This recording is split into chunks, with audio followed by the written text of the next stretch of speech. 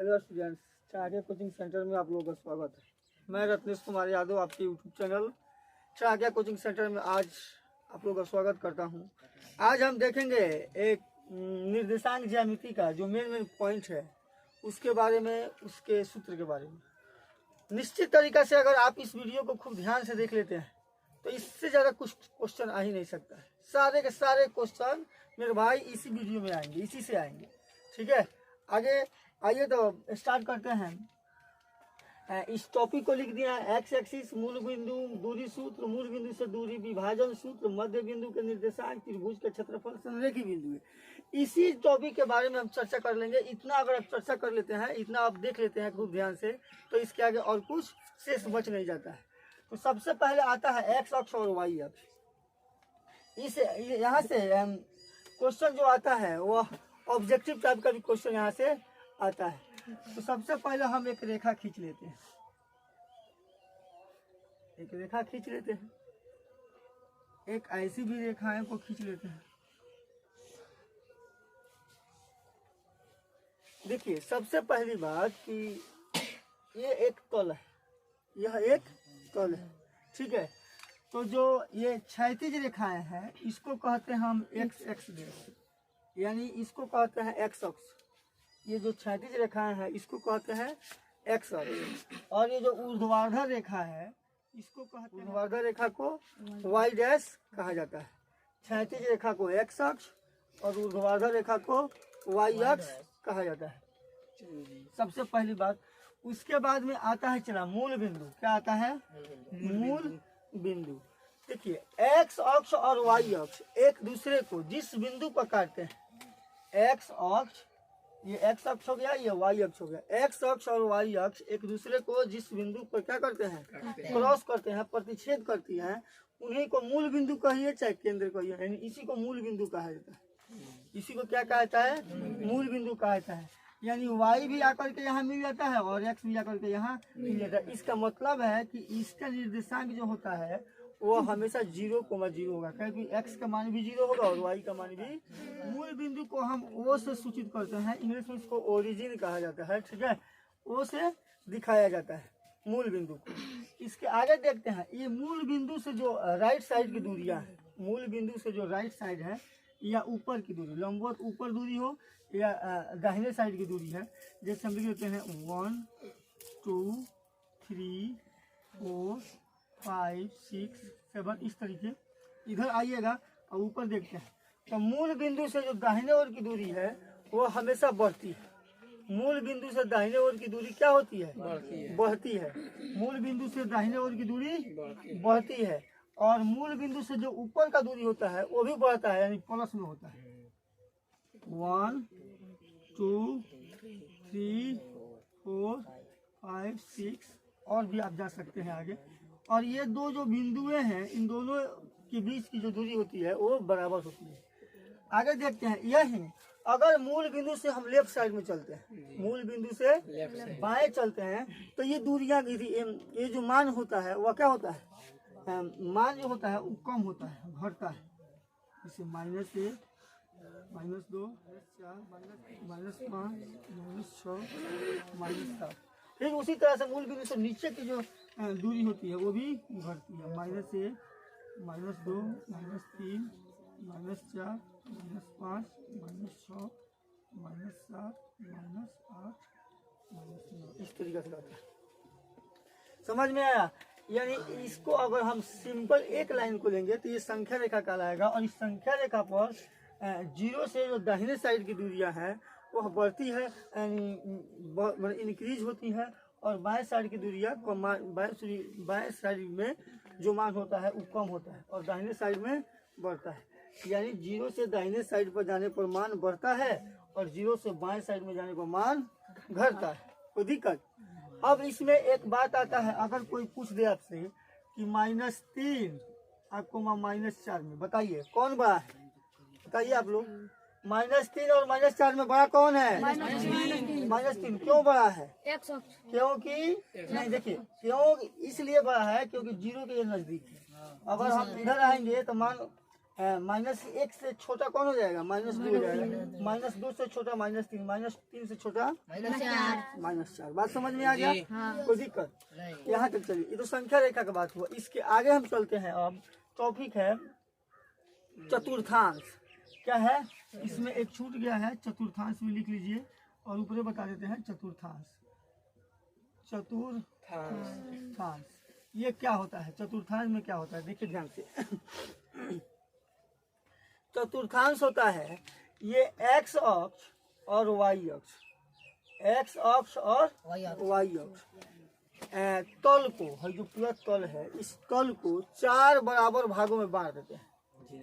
X अक्ष और Y अक्ष तल को 4 बराबर भागों में क्या कर देते हैं? बांट देते हैं, जिनमें से प्रत्येक को क्या कहता है? चतुर्थांश कहता है, क्वाड्रेंट कहता है। ठीक है, एक्स अक्ष और वाई अक्ष इस तल को 4 बराबर भागों में बांट देते हैं, जिसे हम लोग क्या कहते हैं? चतुर्थांश कहते हैं। ये हुआ प्रथम चतुर्थांश, फर्स्ट क्वाड्रेंट चतुर्थांश हो गया ये। ठीक है, ये हो गया दूसरा चतुर्थांश, तृतीय चतुर्थांश, ये चतुर्थ चतुर्थांश। प्रथम चतुर्थांश, द्वितीय चतुर्थांश, तृतीय चतुर्थांश और चतुर्थ चतुर्थांश ये हो गए। अब देखिए, पहला चतुर्थांश ये हुआ, दूसरा ये हुआ, तीसरा ये हुआ, चौथा ये हुआ। चतुर्थांश का परिभाषा होता है कि ऐसी निर्देशांक अक्ष, इसको एक्स अक्ष को और वाई अक्ष को निर्देशांक अक्ष भी कहा जाता है। तो निर्देशांक अक्ष एक दूसरे को, निर्देशांक अक्ष तल को 4 बराबर भागों में क्या कर देते हैं? बांट देते हैं, जिसे क्या कहते हैं? चतुर्थांश कहा जाता है। ठीक है, ये चतुर्थांश कहलाते हैं। अब सबसे पहली बात कि प्रथम चतुर्थांश में क्या होता है, दूसरा चतुर्थांश में क्या होता है, तीसरा चतुर्थांश में क्या होता है? देखो ध्यान से, प्रथम चतुर्थांश में क्या होगा, दूसरा में क्या होगा, तीसरा में क्या होगा, चौथा में कैसे कैसे होता है। अगर कोई बिंदु, सबसे पहली बात कि किसी भी बिंदु का जो निर्देशांक होगा वह किस रूप का होगा, इसको पहले क्लियर कर लेते हैं, उसके बाद जब कहा जाएगा तो और बेटर समझ में आएगा। देखिए, किसी भी कोई भी बिंदु, ये जो एक्स अक्ष है, ये वाई अक्ष है, ये वाई अक्ष को हम कोटि कहते हैं। क्या कहते हैं? कोटि कहा जाता है। और एक्स अक्ष को, वाई अक्ष को कोटि कहा जाता है, और एक्स अक्ष को क्या कहता है? भुज। क्या कहता है? भुज। भुज जाके भूजा कचरा। तो आप लोग होता है गाँव में कौन सी करता है? भूजा समझते हो? ए, कहाँ दिख रहा है? आप भूजा समझेंगे, भूजा भूजा अच्छा बात है, चलिए। देखिए है भूज है, चला कौन सी है? भूज है। तो ये कोटि हुआ और ये भूज हुआ। ठीक है, तो भूज को एक्स अक्ष को भुज कहता है और वाई अक्ष को कोटि कहता है। तो किसी भी बिंदु का, मान लीजिए यहाँ इस चतुर्थांश में हो या इस चतुर्थांश में हो, यहाँ हो, यहाँ हो, कहीं भी हो, किसी भी बिंदु का जो निर्देशांक होता है उसको लिखने के लिए सबसे पहले भुज लिखा जाता है। क्या लिखा जाता है? भुज। उसके बाद कोटि। कोटि के चोटी मत कह लगी, याद मान क्या होगा? कोटि। चोटी नहीं कहिए। देखिए, ये कोई ध्यान दो बाबा, बेसी मत बोला। देखिए, कोटि कहिए। ठीक है, पहला होता है भुज और दूसरा होता है कोटि। ठीक है, अब इसके बाद में जो पहला मतलब कि निर्देशांक होता है वो एक्स अक्ष का होता है। किसका होता है? यानी भुज एक्स अक्ष को कहता है। पहला निर्देशांक एक्स अक्ष का होता है, दूसरा निर्देशांक वाई अक्ष का होता है। इसका मतलब है एक्स ये हो गया और वाई ये हो गया। किसी भी बिंदु का निर्देशांक इसी रूप में लिखा जाएगा। पहले एक्स वाला लिखाता है, उसके बाद वाई वाला लिखा है। कोई दिक्कत? पहले एक्स वाला होता है, उसके बाद वाई वाला होता है। देखिए, सबसे पहली बात यह है कि एक्स अक्ष और वाई अक्ष के बीच, ठीक है,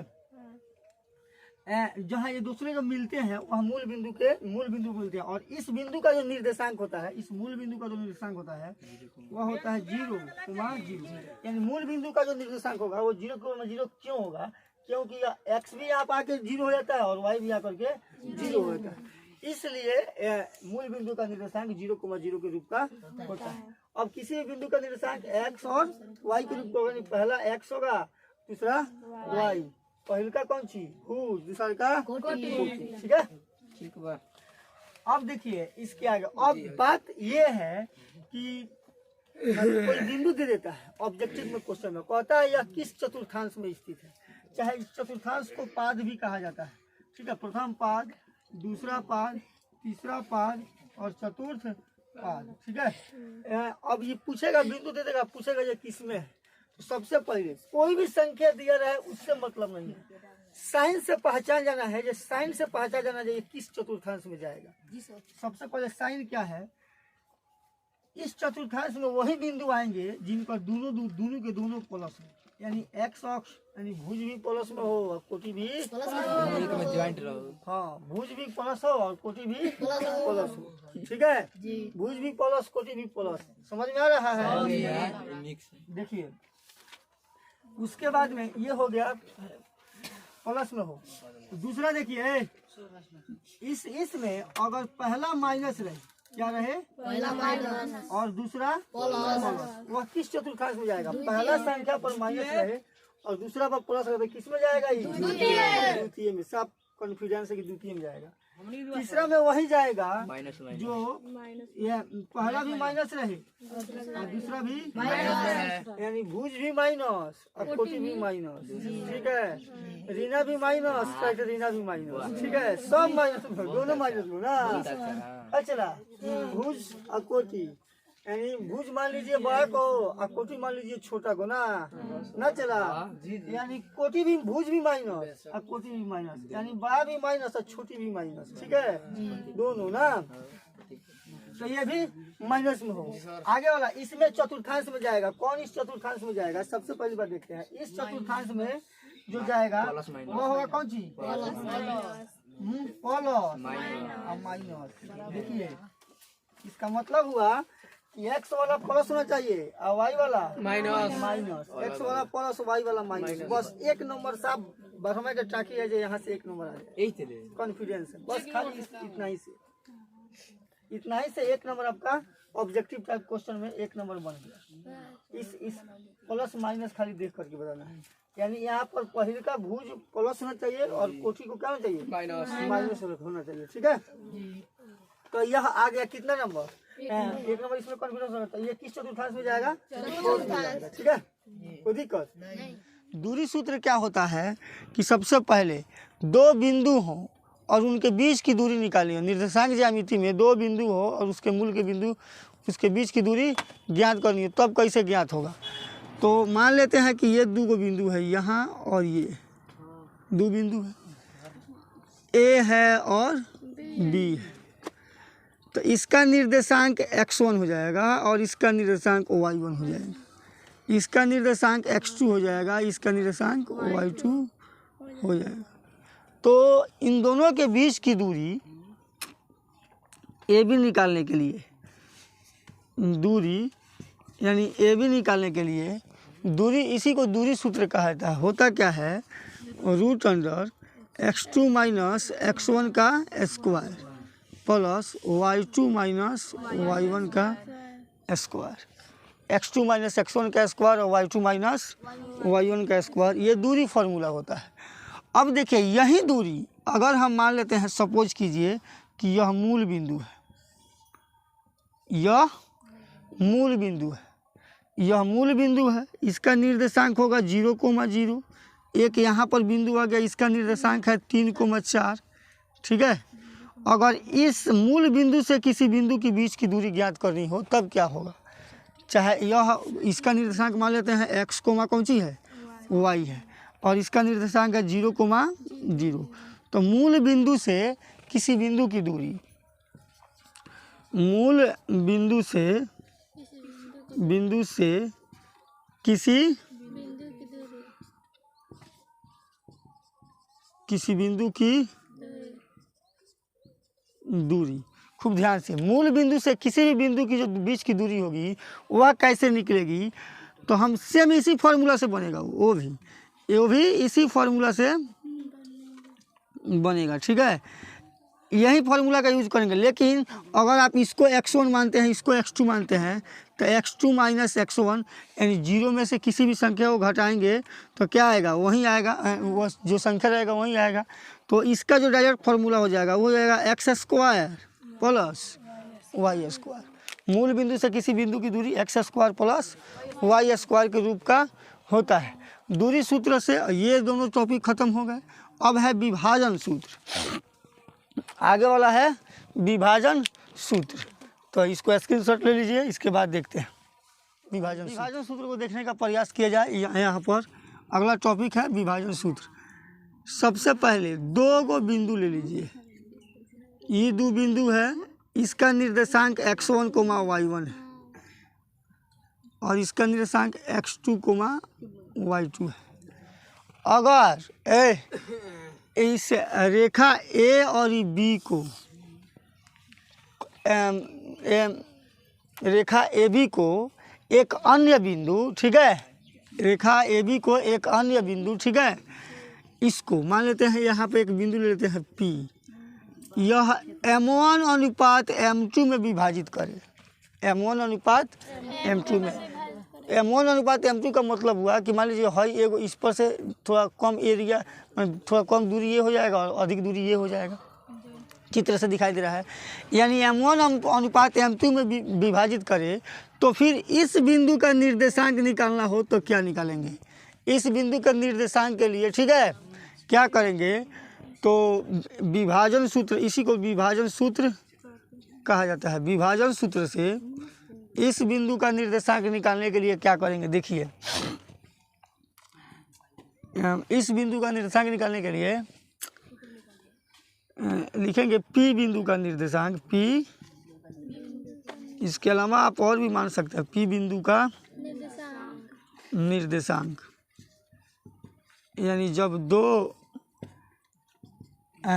बिंदु A x1 y1 और B x2 y2 को कोई अन्य बिंदु P x1 x y इसको आंतरिक रूप से M1 इंटू M2 के M1 अनुपात M2 में विभाजित करे तो इस P बिंदु का जो निर्देशांक हो जाएगा वो हो जाएगा M1 into x2 plus M2 into x1 बटा M1 प्लस M2। ये पहला होगा, x वाला है तो x का नियामक होगा। ये दूसरा का देखते हैं, M1 into y2 plus M2 into y1 बटा M1 प्लस M2। कोई दिक्कत? अगर ये बिंदु, ठीक है, ठीक बीचों बीच में रहे, कहाँ रहे, ठीक बीचों बीच में रहे, यानी यहाँ रहे, कहाँ रहे, यहाँ रहे, ठीक है, यानी जितना हाई हो है उतना ही ये भी हो, यानी ये M1 बीचों बीच का मतलब है, मध्य बिंदु का मतलब होता है, चला, मध्य बिंदु का मतलब होता है कि बीचों बीच में हो, जिधर इतना हो उधर भी उतना हो। तो मध्य बिंदु का अगर निर्देशांक निकालना हो, मध्य बिंदु का निर्देशांक बताना हो, ठीक है, तो मध्य बिंदु का निर्देशांक के लिए करेंगे क्या, सबसे पहली बात कि मध्य बिंदु के निर्देशांक के लिए इसको क्या करेंगे, मध्य बिंदु यानी M1 अनुपात M2 जो होगा वह दोनों एक ही हो जाएगा, दोनों बराबर हो जाएगा, यानी एक भाग इधर होगा और एक के भाग इधर होगा, दोनों भाग बराबर हो जाएंगे। तो ये इसके लिए क्या करेंगे, M1 का मान भी 1 भर देंगे और M2 का मान भी 1 भर देंगे इसी फॉर्मूला में। तो ये हो जाएगा x1 प्लस x2 बटा 2 हो जाएगा। अब कहिएगा जी कैसे होगा, तो अगर आप M1 का मान यहाँ पर 1 भरते हैं अगुना x2 हो जाएगा, प्लस M2 का मान भी 1 भरते हैं अगुना क्या भराएगा, x1 भरा जाएगा, अब बटा 1 प्लस 1 प्लस 1 भराएगा, ठीक है। तो है x1 हो जाएगा, x2 हो जाएगा, प्लस है x1 हो जाएगा बटा 2, तो वहीं लिख दिए x1 प्लस x2 बटा 2। उसी प्रकार से ये भी हो जाएगा y1 प्लस y2 बटा 2। ये मध्य बिंदु का निर्देशांक होता है। अब एक बहुत अच्छा टॉपिक है त्रिभुज का क्षेत्रफल। जनरली हम लोग जानते हैं कि त्रिभुज का जो क्षेत्रफल होता है वह 1/2 गुने आधार गुने ऊंचाई होता है। यह किस त्रिभुज का क्षेत्रफल है, समकोण त्रिभुज का क्षेत्रफल मतलब इस तरह से जनरली निकलता है, जिसमें आधार दिया रहे और क्या दिया रहे, ऊंचाई दिया रहे। लेकिन अगर 3 गो बिंदु हो, ठीक है, अगर 3 गो बिंदु हो और उसका फॉर्मूला उस त्रिभुज का क्षेत्रफल ऐसे निकालना हो इस निर्देशांक ज्यामिति में, तो वह कैसे निकलता है इस तरीक़ा से हम देख लेते हैं कि 3 गो बिंदु हो। जैसे मान लेते हैं, सपोज कीजिए कि ये ट्रायंगल हो गया और इसका जो निर्देशांक है x1, y1 हो, इसका निर्देशांक x2, y2 हो, इसका निर्देशांक x3, y3 हो। 3 गो निर्देशांक A, B, C हो, ठीक है। 3 गो निर्देशांक हो और इसका जो x1, y1 हो, तो इस तरीक़ा से त्रिभुज का क्षेत्रफल निकालने के लिए क्या करेंगे? त्रिभुज